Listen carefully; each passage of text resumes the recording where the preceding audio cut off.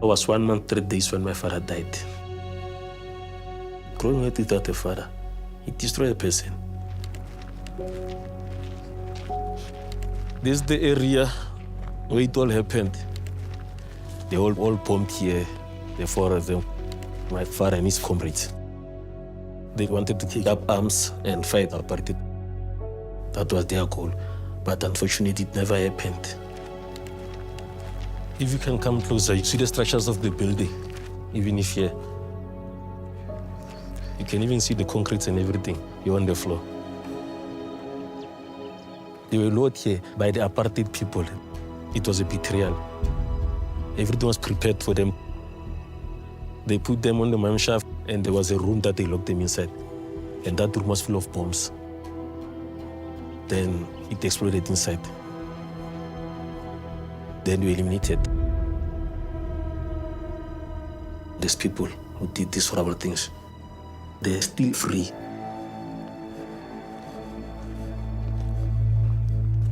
The government has taken a firm decision to release Mr. Mandela unconditionally.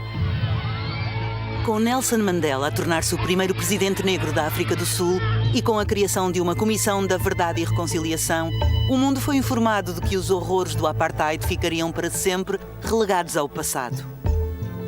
Mas hoje, passados 30 anos, as feridas não cicatrizaram. Os perpetradores continuam a guardar os seus segredos. People like me who have killed need to talk. We have swept what happened in apartheid under a carpet and we left it there. E as vítimas continuam a procurar a verdade e a justiça.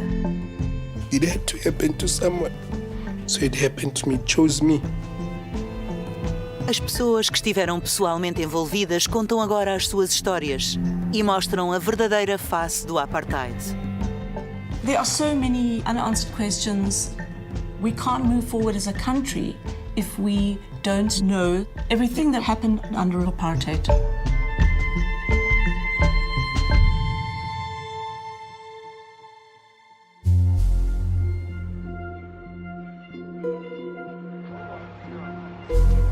Na década de 1970, Mandela e outros combatentes da liberdade estavam já há anos presos em Robben Island e a repressão violenta na África do Sul tornara-se a norma. Ao expandir as suas forças de segurança, os serviços de informação e as operações secretas, o país estava a transformar-se num estado policial. As a young policeman, a naive policeman, 19 years old, we were mandated, or no, we were forced to have at least 50 arrests a month. So what was the easiest person to arrest? Is a black person not carrying the ID. Where's your pass? I don't have it, boss. Get in the van. Thank you, boss. That is it. By the end of the month, if you had your 50 arrests, then you're not in trouble. I could feel the apartheid, you know, the rubber bullets. You wake up in the morning, there'll be a rubber bullet on your stoop because they were chasing comrades during the day and stuff like that. Then you see these white young men in armed vehicles patrolling there. So once you see them, you know, get into the house, you don't want trouble. That fear of just staying clear because the white man is here. There were these big burly security personnel. They said, you guys sit here, we're going to search your house for subversive literature. And it took them, I think, more than 2 hours. And they left the house in turmoil. And that affected me quite profoundly. And that's when I think I realized this enormous power that white people had. It was about white Afrikaner empowerment. It was part of the apartheid policies to separate people. Separate residential areas, separate schools, hospitals, medical facilities, whatever. The alternative would have been unacceptable at that stage, and that would have meant black majority rule. That was just unacceptable in the minds of the majority of white people. As separações impostas e as brutalidades policiais infiltraram-se na sociedade e também levaram a confrontos violentos entre brancos e negros no cotidiano. Donderdag, that was Thursday. Donderdag in Afrikaans means hitting people. During that day, you don't go to the farm area where white people are. You don't walk along the road where white people will be passing with cars or motorbike. They only take you by the shirt and lift you up like this. Hey, careful, I'll fucking kill you. Because they used to refer to us as kefa. Kefa means that unbeliever or uncivilized people. I knew that I was special simply because I was white. There was the aanklokkerreël. It was white by night. And if a black person were seen outside this time, he could be arrested. So what happened is we were, let's say, 5 or 6 boys, and we will walk in a street, and if you see a black person coming, you will own it. I will call it myna. It means that I must put him down. Once he's down, everyone will go like a tribe of hunger wolves and kick him and assault him until they feel satisfied. I was taken by force one day by white people. Put me in a car and they hit me. You know, for nothing. They hit me a lot.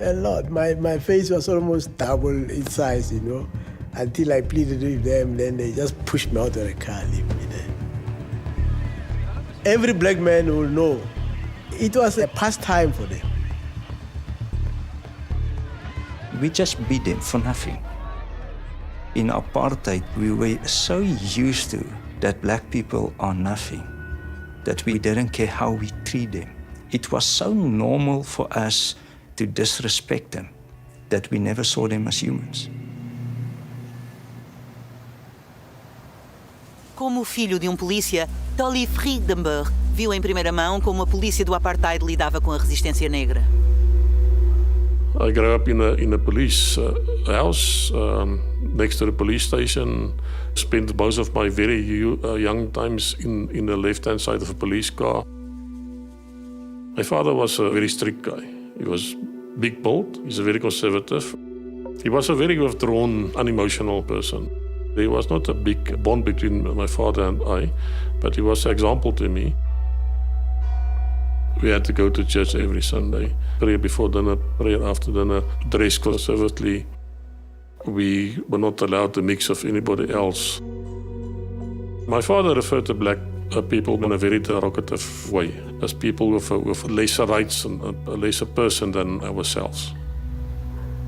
On the 16th of June, 1976, I was still in school. I came back from school and I crossed my father by the front door. He was dressed in his uniform and he said to me, "I'll see you later." That night we saw on the television news that there was riots in Soweto.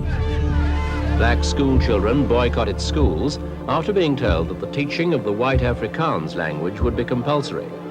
The children believed their education to be inferior to the whites. O protesto estudantil contra a imposição do Afrikaans foi recebido com uma resposta policial implacável. Centenas de crianças foram baleadas e mortas.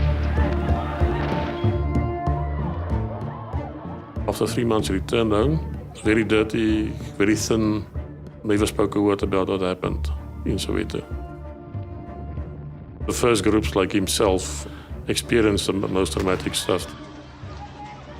All those guys, everything they witnessed, all that shooting, the first young children that has been killed by the police. But you don't know if your father shot at anyone? I don't know. He never discussed it with me. For us, if you shot that person or if you killed any person, this is not a thing to brag about it or to tell anybody else. You have to deal with by yourself. He was more withdrawn, much more withdrawn. He completely gave himself over to the work, spent less time with the family itself, and that is it.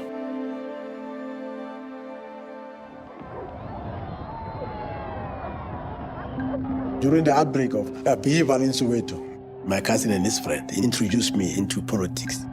They said to me, I must leave the country, go and join the army that will overthrow apartheid and set black people free. Em resposta às brutalidades, muitos jovens decidiram juntar-se ao MK, o braço militar do ANC. O MK tinha estabelecido campos de treino nos países vizinhos para preparar combatentes para a resistência armada contra o regime do Apartheid. I went to join the MK. I moved from South Africa across to Angola. In the camp, it was terrible. But we stayed there, nevertheless, and they told us these are the beginning of the difficulty of the war that we are going to fight. It was completely military training, light weapons, AK-47, and of course how to handle explosives. I became a real warrior. Always be prepared to die. We enter South Africa many times, carry guns, knowing that my future, my life depends on these bullets. Eventually, they took me to Zambia. Things started to be bad. Every day we would wake up in the morning, march, and of course there was no food. So, people resort to some drinking and, the army were murmuring. We were anxious, yeah, really. But we said that you must bring the leadership of the ANC here. The leadership did not respond. So then they started arresting some of those soldiers, and before we know it, there were people being picked up on the allegation that they are working for South African Security Force. I believe the ANC became paranoid. Such a reaction was uncalled for.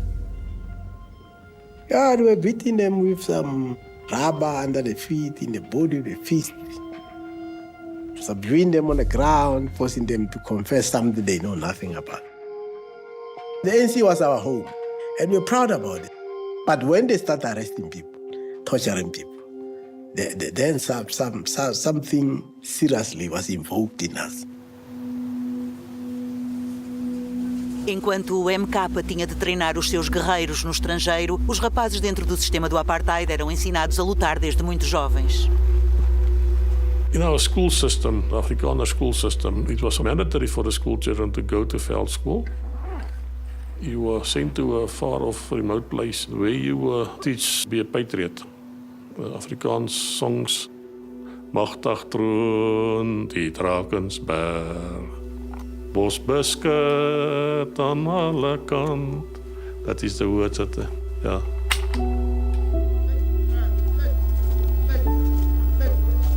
On Wednesday afternoons, we had a jeugdweerbaarheid. The boys was teach how to drill, military drills, military maneuvers, and also we were taught how to shoot. For me, the shooting was nice. Because I was the champion. But the drilling was not for me. I saw it as unnecessary. And also the way that he treated you there like young soldiers, and you were 13, 14-year-old. It reminded me about the Hitlerjugend. If you look at German history, where the Jews was referred to as Untermensch, lesser persons, exactly in the 70s, the black people in South Africa was referred to as Untermensch, lesser person. That's what they will teach you. Yeah. You were prepared for military service. I immediately joined the police. There was no choice for me. That was my calling. I wanted to be part of the full-time war as a policeman. No campo do MK, na Zâmbia, as coisas estavam prestes a tomar rumo errado para Mfala Pizza. I became scared of the NCA. One soldier who was under my care, his name is Shoti, and he was very close to me. He had, I think, what I consider to be post-traumatic war syndrome.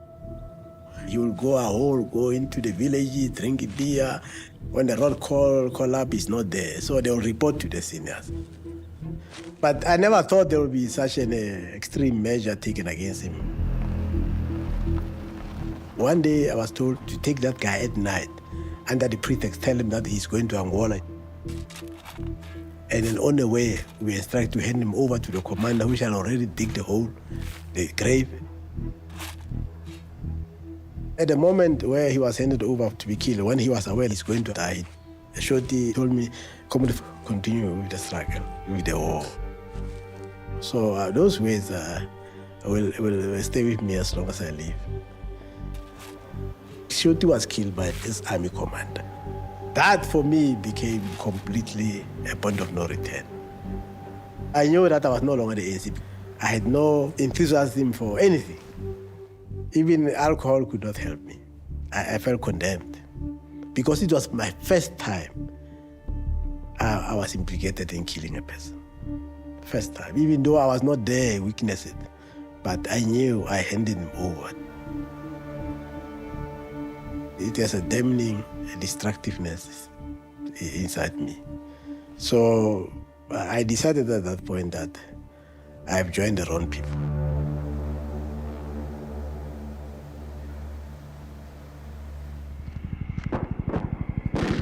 Do outro lado, Tolly Friedenburg também foi enviado para o estrangeiro em 1981 para se juntar à longa e agressiva guerra fronteiriça do Apartheid contra os movimentos de libertação apoiados pelos comunistas dos países vizinhos.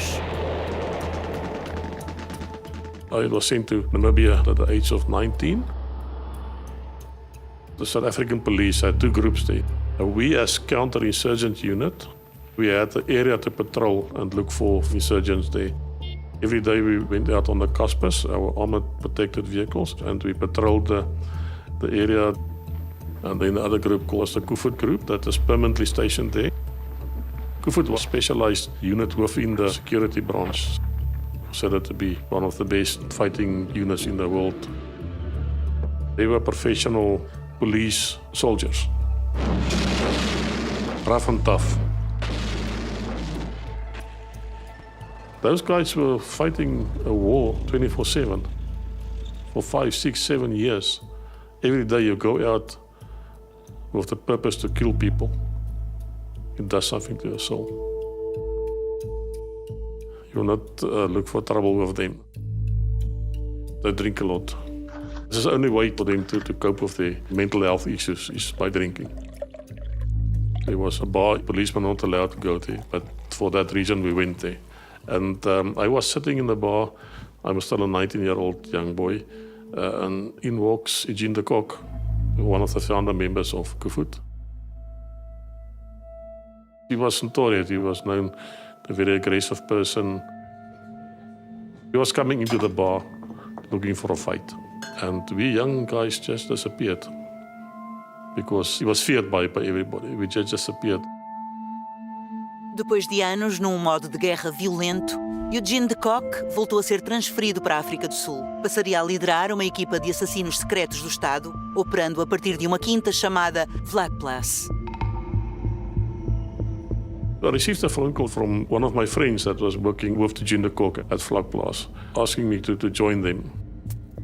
I didn't often listen to my father's advice, but I did discuss this with him, and he told me, stay away from those guys. He was still in the police, and I listened to him. There was already rumors what was going on with Eugene de Kock and his grouping. The other guys will do a job for you. Kill anything that you want them, they will do it. I was lucky. I would have been one of those guys. I must probably be in jail now.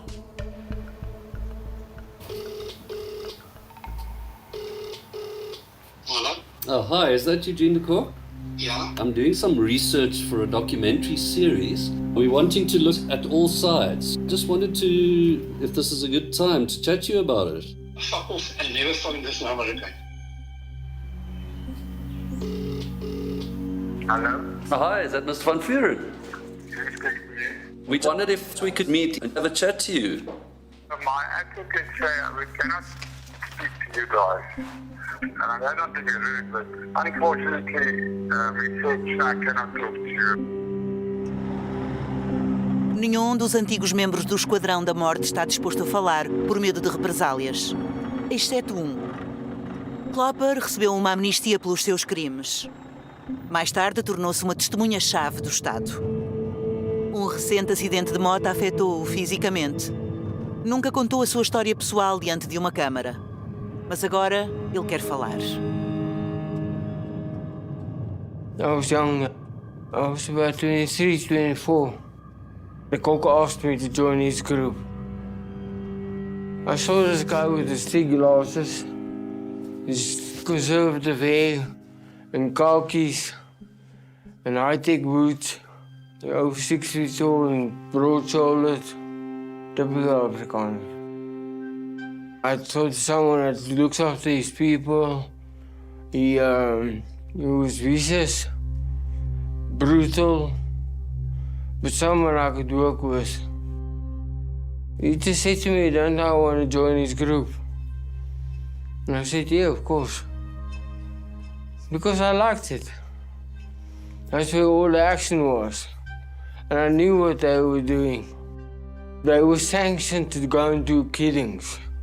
Their squad, yes. I felt good. It was good joining Vlakplaas. We were anti-terrorists, so-called terrorists. The ANC people. Whenever they needed someone to be taken out, they would call us. We would go there and kill the person and come back. 1, 2, 3, 4, 5, I don't know. Obviously I was a killer, but I don't know, just did my job. Para localizar os operativos do ANC, os membros de Vlakplaas recorriam a dezenas de askari ou informadores, antigos membros dos movimentos de libertação que tinham sido forçados a mudar de lado. The Scottish would drive around all day looking for infiltrators through Soweto, through Johannesburg, all over. They would identify someone as an ANC infiltrator. They would interrogate him, torture him, to break his morale down, to break his resistance down.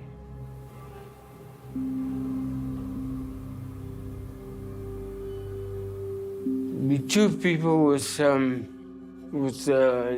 the band of a tire, with eyes of someone's rectum, beat him, shock, electrical shocks, sleep deprivation. Most of them cracked and told us everything they knew. Some didn't. So we went through more brutal torture, worse shocks and worse. But they would scream and cry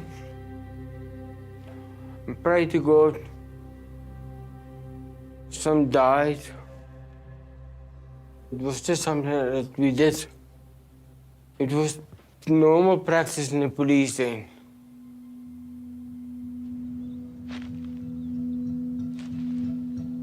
I did not trust the ANC after they killed Shoti. So I decided I'll leave the ANC.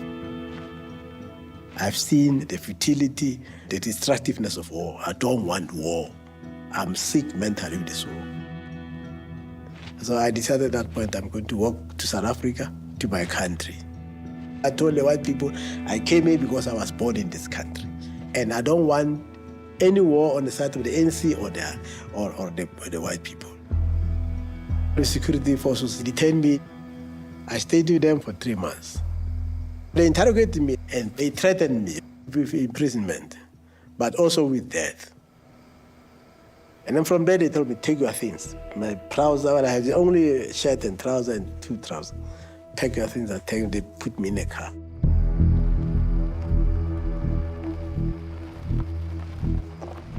They dumped me in a place, a farm in the mountains, which I later came to know that it's a Vlakplaas. That was the scary stuff. There was an inscription written on the gate of the hell, whoever came here must abandon any hope. There was no hope there. Death was everywhere. I experienced hell on earth. I ran away. I didn't want to go back to that place. So I was arrested and they sent me back to the farm, where I found a lot of white people and other units. There was a commander, and he told me, if you do that again, I'll kill you personally or I'll send you back to ANC to kill you. They fight as Askaris. They use us to hunt for the ANC killers. They will take us to look for them in the towns. When you see them, identify them. Some will be killed during the arrest. I had no choice because if I leave Vlakplaas, I'll be killed. Sometimes I'll go to pray. I'll say to God, let me die. I'll ask God, please let me die. And God will remain silent. You're considered city if you made it affect you. It made you a lesser person. By 3, 4 o'clock, people started drinking every day. So you don't feel. They would easily polish a bottle of red out rum, because that was their favorite. Oh, God. I could never keep up. I can't drink so much. Basically, everyone that works as a farmer is a psychopath.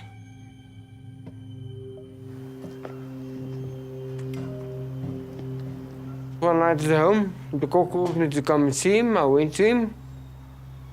He told me there's a body. The guy died under interrogation. We had to get rid of the body. So we loaded the body into a truck. We went to VERÁ, which is a training facility for the special forces. And we blew up the body. Made all the pieces, bring all the pieces together again and blew it up again. Did the same procedure over and over until there was nothing left. It is very brutal. But the game we played was brutal.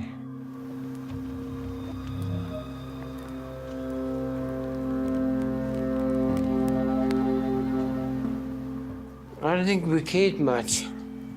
There was no respect for life or anything. No one could tell me anything. We knew nothing could happen to us. The cook would always protect us. Untouchable.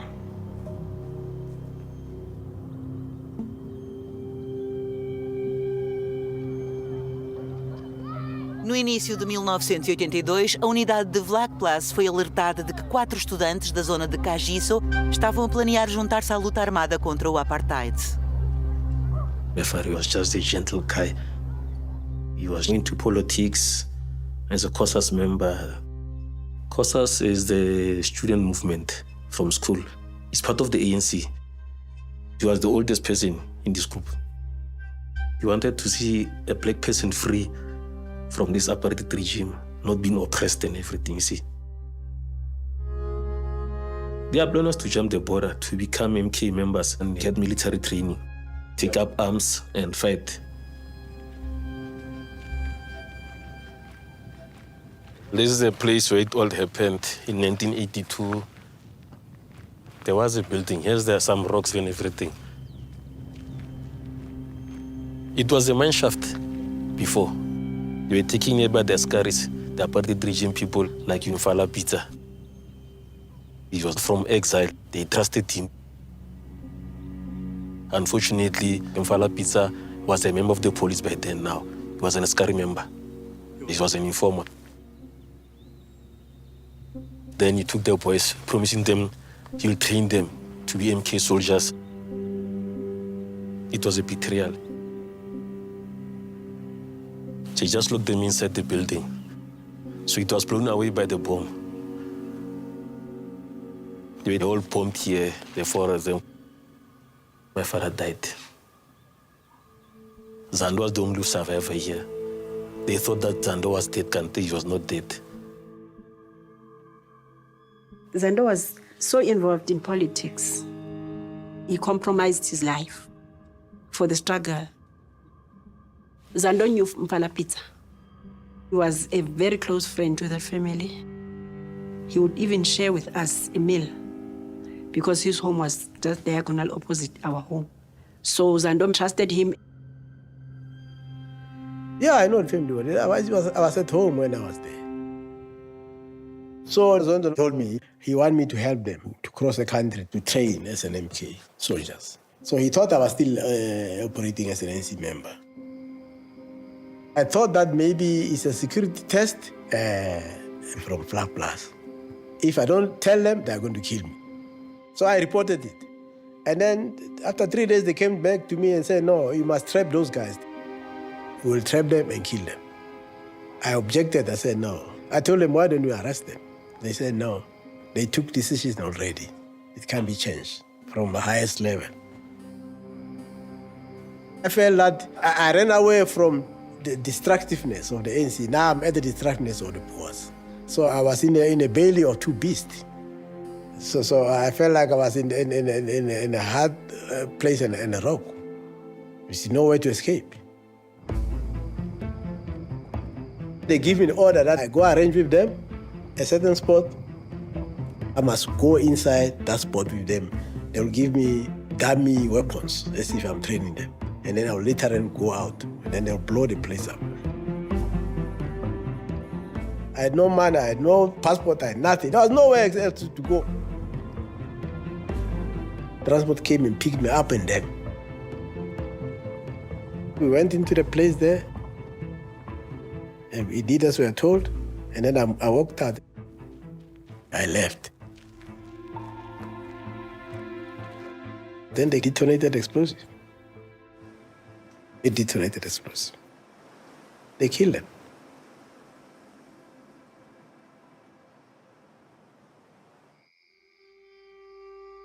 Following morning, Zando was not home. And we waited for some time. And then on the second day, my sister suggested that she will go to the government mortuary to check if Zando was there. And when she arrived there, she found the 3 corpses. Zando was not there. People told us that they saw Zando with huge white guys, and then they took him. After 2 weeks, the police came to my house and told my grandmother that Zando was in prison. When she arrived at the prison, she found Zando. Both ears were bleeding. He was limping, and he told my grandmother that I've got a broken leg. During interrogation, he told us that the police would come and hold his leg and say to him, "Uzokhuluma mfana ukuthi kwenze njani? You must just speak, tell us the truth, what happened." They would torture him with his leg. We tried to ask him, "Zando, what is it that happened on this night? How did your friends die?" Zando started crying. There was an explosion. He was threw up the sky. The roof was removed from the house, and then they were all lying there. He was unconscious for some time, and then when he gained consciousness, he stretched out his arm. He touched something very soft. He suspected that it could be the insides. And then he was unconscious again. And when he opened his eyes, to open the eyelids, he saw the blue sky. He carried the bed from 1982. He could not walk properly. His ears never healed. Zando always said, "I've got this pain that I cannot bear." Very sad.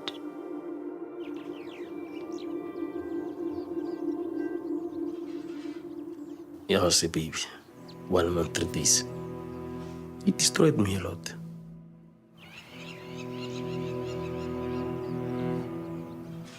You have to have a father figure to show you things, buy you soccer boots, take you out to the stadiums and everything. But that I didn't have. So that anger grew inside of me.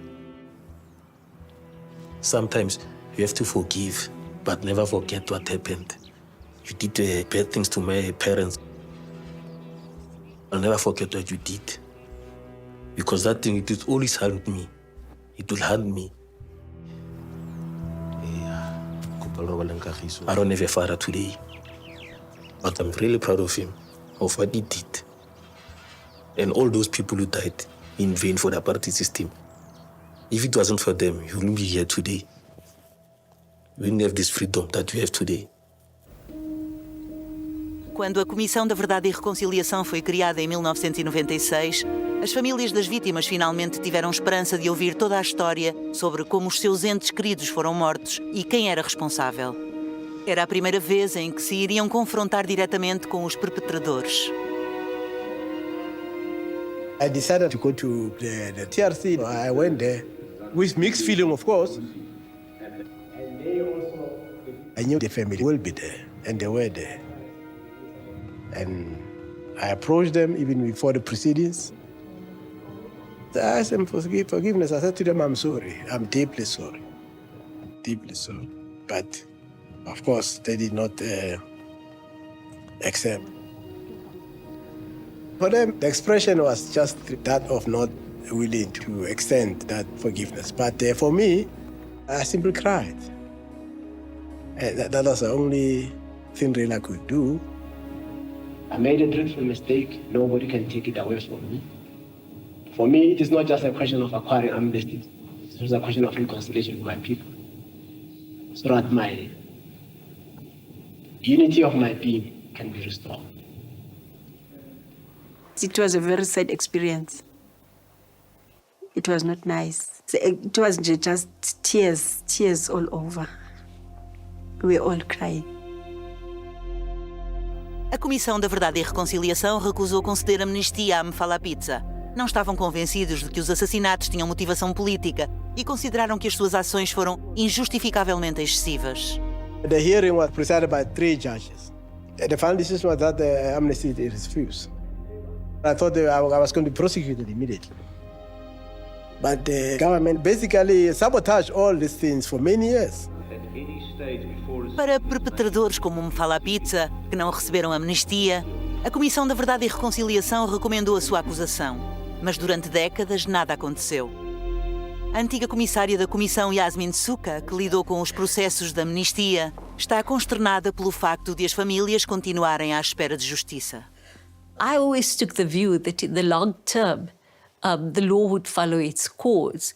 And that was also the reason why at the TRC we set up this list of about 300 cases, which we said the Truth Commission couldn't really deal with. The legislation says if they did not apply for amnesty or if amnesty was rejected, then the law would follow its course. And the NPA, the National Prosecutorial Authority, would need to investigate and prosecute where the evidence existed. But for a long time, there would be no prosecutions or investigations.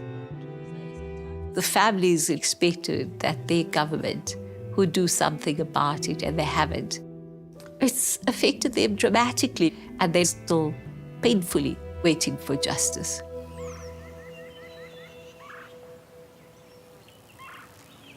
As famílias dos Coisas For têm vindo a pressionar pela acusação dos perpetradores há décadas. É um dos poucos processos judiciais ainda em curso contra os assassinos do regime do Apartheid. Mas tem havido múltiplos atrasos. Now, it will be 42 years the incident happened. We lost our brothers, and they were very young, 19, 18, 17, and 16. Their future was just cut off, and they are lying dead in the grave.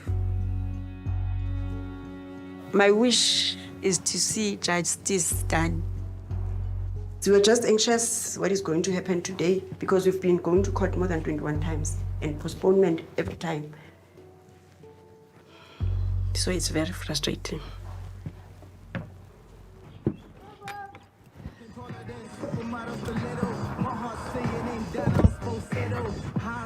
Sabana ba?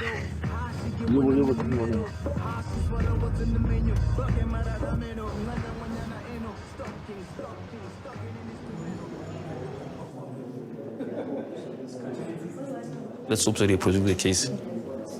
It goes on. Then we can go to trial and see what's going to happen.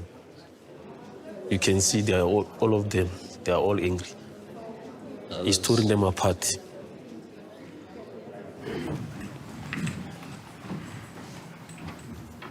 Crimes against humanity, murder, and the final charge is the crime against humanity of apartheid. The charges arise from the death of 4 persons in 1982. Accused number 2 has applied for a postponement in order for him to brief counsel. The postponement is accordingly granted. I should note for the record that no further postponement in the matter should be entertained. Mr. Mafalapizza? Yes. You are warned to appear in this court on the 14th of May 2024. Counsel may be excused. O co-acusado de Mafalapizza pediu o adiamento. Para frustração das famílias, o processo foi novamente adiado. I've got the mixed emotions. Hurt, disappointed, and yeah. But it's beyond my control. I'm also angry. The people are old. They might die at any time. So for them to postpone the case, it makes them happy. It's a win-win situation on their side. What about us, the families? What about us? They're not thinking about us. Embora muitos perpetradores do Apartheid não tenham recebido a amnistia da Comissão da Verdade e Reconciliação, apenas 2 foram acusados e enviados para a prisão. O assassino Ferdi Barnard e o comandante de Vlak Place, Eugene de Kock. Chapi Klopper decidiu voltar-se contra o seu antigo chefe por razões pessoais. I had an affair with the secretary of Vlak Place, and he became very emotional and upset about it. It wasn't according to his rules. He went berserk. So he beat me and he hit me with a pistol in my teeth. And he said to me, "I must fuck off there. Get away from his place." Then he harassed me and he wanted me to be killed. I had enough. This is going to fall. So I decided to testify. Quando de Kock foi finalmente levado a julgamento em 1995, Klopper foi intimado a testemunhar contra ele e tornou-se a principal testemunha. I walked in there and they sat the Kock in the accused box and I testified about all these things that I knew, by the murders, the car murders, bombing of people. And he looked at me through those thick glasses. Just looked at me and showed no emotion. During the whole court case, I never saw him once showing emotion. I was seen as a traitor, of course. I felt scared. He was in jail, but I was outside of jail, in a jail. I had to look over my shoulder, and I still do, since then. De Kock confessou mais de 100 atos de homicídio, tortura e fraude e recebeu amnistia pela maioria deles. Mas foi condenado por 6 acusações de homicídio, pelas quais foi sentenciado a 2 penas de prisão perpétua. Alegou que apenas tinha seguido ordens. Ek het verkeerdelik geglo dat daar's integriteit en morele vesel by die DRG dan aanwesig, maar dit het gebleik dat ek verkeerd was. Os seus colegas do Esquadrão da Morte ficaram extremamente revoltados com a sua condenação. Alegam que todos tinham seguido ordens e foram transformados em bodes expiatórios, enquanto aqueles que deram as ordens ficaram impunes. The politicians and the generals all got scot-free. They were never prosecuted. Still today they haven't been. Like Aaron Flock and them, they knew exactly what was happening. He was Minister of Police. I saw him once at Vlak Place. He handed out the medals to Eugene for a job well done. How could the generals and Flock deny knowing about Vlak Place and what was happening?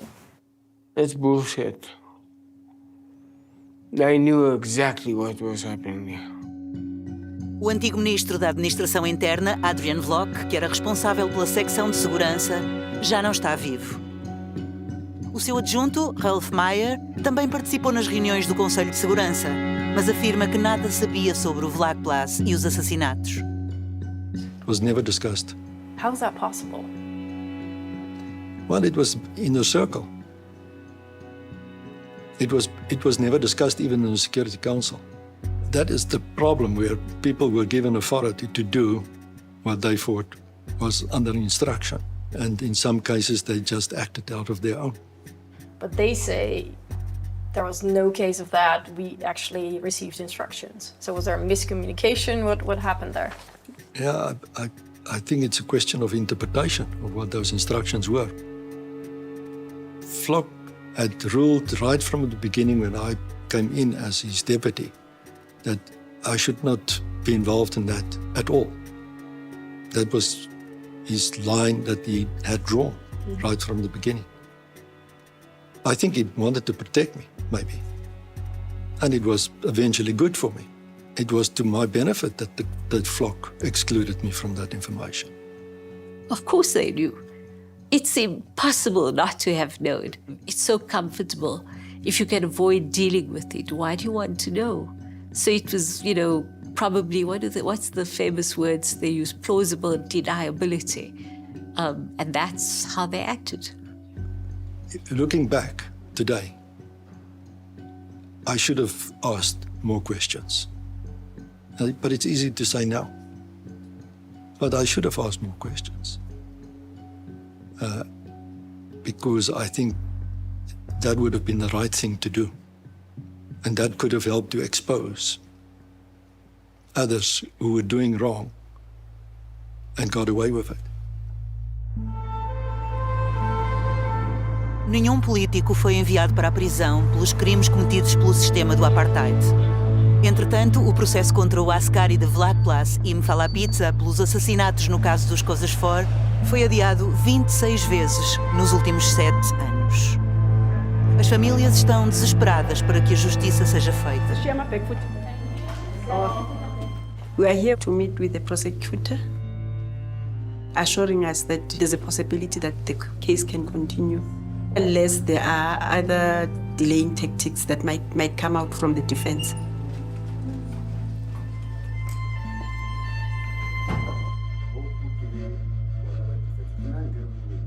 We went through our statements, asked some questions. He promised us, he said, as long as we are there, he will make sure that he fights, that the case continues.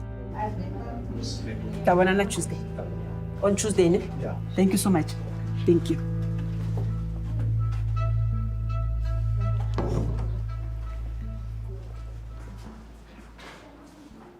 The prosecutor told us that he thinks the defense of accused number 2 will come up with the tactics that will delay the case. They said they are going to contest the charge of crimes against humanity. It's a torture. It's torturing us. It's a very unpleasant situation. It's too much. We'll never forgive them or leave it like that. We must know the truth. Justice must be there. You've had an incredible amount of delays. The state are completely oblivious to the fate of victims. You have families where parents are aging or parents have passed on, and the young people in the families have had to take these cases up. And for them, it's incredibly traumatic. But more than that, I think it's a re-victimization. They were victimized by the apartheid government, and now they're being victimized by their own government. And in my view, that in itself is a violation. 4 meses após o último adiamento, o caso dos Kozasfor regressa finalmente ao tribunal. Let's hope that it ends with me. It doesn't go from generation to generation. This trauma of knowing that how my father died. I don't want to give it to my child. Then she or he will give that to the next generation. So let us try to cut it here. I feel so anxious. If the court, the case will proceed, at least we should have a start and see some progress today. Well, I'm talking to the lawyers, so... Okay, sharp. Judge says no. So what is happening now is that we are postponing to 6 June. Após apenas alguns minutos em tribunal, o juiz volta a adiar o processo. The point is this. We must have had 25 to 30 court dates in this matter. Something is happening which is really wrong. Every time there's a hearing, courts seem to allow defendants to bring a new point to stop the trial. I'm a mere attorney, but I'm willing to say that it's time the courts exercise their authority in regard to these matters. The courts don't draw a line. To say that it's frustrating is to put it mildly. It's very difficult to tell the families anything anymore. The legal process doesn't work for them. I am very devastated. I think the state is disappointing us as families. They are not there. They don't have the feeling that we have as families. Seeing Fala Pizza here, I've got mixed emotions because he's just free. He feels so free. It breaks my heart a little bit. A little bit down today because of what I just heard that okay, there'll be another postponement. They are playing the dealing tactics, these guys. Always. 4 years on trial. These people died 42 years ago. But they are busy doing this thing to us now. What can I do? I've been fighting for too long.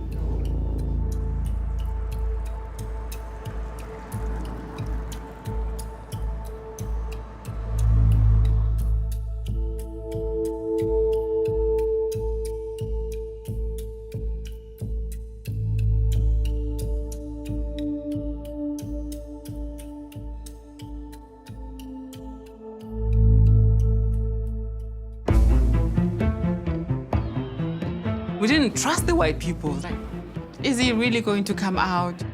We were taught that he was a terrorist. Enemy number one, just beneath the devil. My parents were killed when I was 5. They're denying us justice. I don't understand why. I think there must have been a political deal not to proceed with these cases. We needed to create conditions for all South Africans to live in peace and harmony.